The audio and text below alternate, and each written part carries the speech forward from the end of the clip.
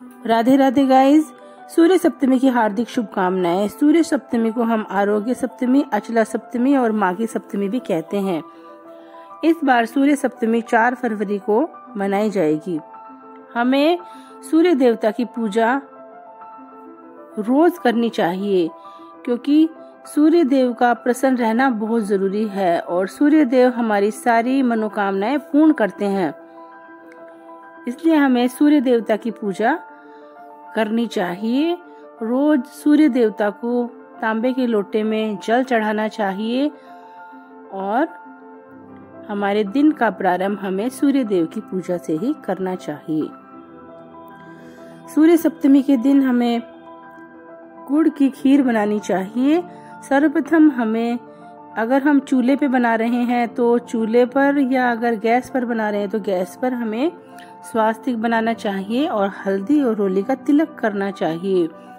और जिस बर्तन में हम खीर बनाएंगे उस पर भी हमें हल्दी और रोली का तिलक करना चाहिए। और खीर हमें गुड़ की बनानी चाहिए और जो गन्ना होता है उसकी चम्मच बनाकर उससे खीर को चलाना चाहिए। इस गन्ने और गुड़ की जो खीर होती है उससे सूर्य देव बहुत प्रसन्न होते हैं।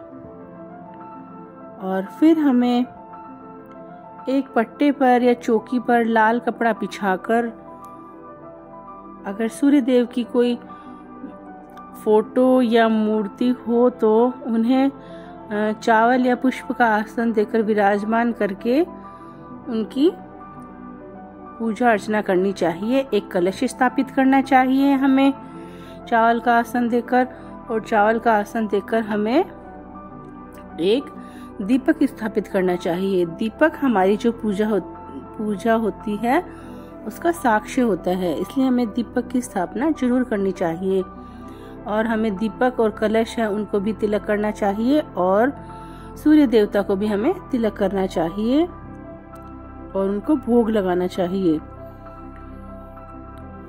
और हमें रंगोली बनानी चाहिए और सूर्य देवता का रथ बनाना चाहिए और उनको भी हमें तिलक करना चाहिए। फिर हमें हवन करना चाहिए। हवन में हमें जो हमने खीर बनाई है गुड़ की, उसका भोग लगाना चाहिए। सूर्य सप्तमी के दिन हवन करना अत्यंत शुभ माना जाता है। फिर हमें सूर्य देवता को जो हमने लोटे में जल लिया है वह जल अर्पित करना चाहिए और उस जल में हमें लाल जो पुष्प होते हैं, गुड़, तिल, गंगा जल आदि डालकर सूर्य देवता को अर्घ देना चाहिए। और हमें ओम भास्कराय नमः, ओम सूर्याय नमः आदि मंत्रों का जाप करना चाहिए।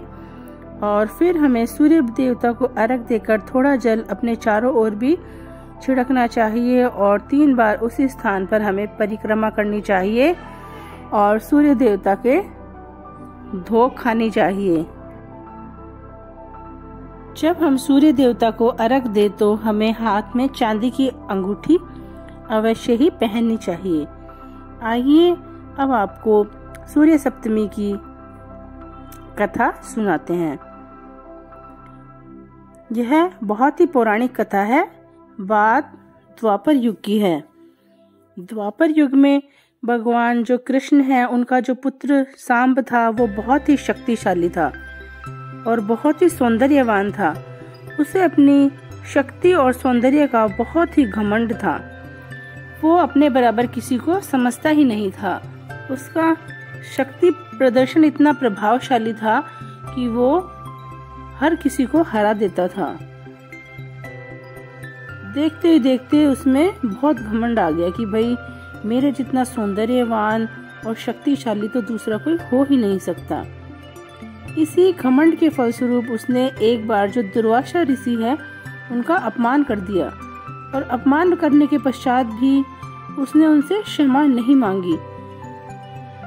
तब ऋषि दुर्वासा बहुत क्रोधित हुए। उनको इतना क्रोध आया कि उन्होंने क्रोध में आकर कह दिया कि तुम्हारा ये शारीरिक सौंदर्य है नष्ट हो जाए और तुम एक कुष्ठ रोगी की भांति जीवन यापन करो। तब दुर्वासा ऋषि के श्राप के फलस्वरूप जो सांब है वह कुष्ठ रोग से पीड़ित हो गया और वह दुखी जीवन जीने लगा। तब उसे मन ही मन बहुत दुख और ग्लानि भी हुई, पश्चाताप भी हुआ कि मुझे ऐसा नहीं करना चाहिए था, मुझे ऋषि का अपमान नहीं करना चाहिए था। तब भगवान श्री कृष्ण ने उसे कहा कि तुम सूर्य देवता की नित्य पूजा पाठ किया करो और तुम सूर्य सप्तमी के दिन सूर्य देवता की पूजा करो और उपवास करना। तब वह प्रतिदिन ऐसा ही करने लगा।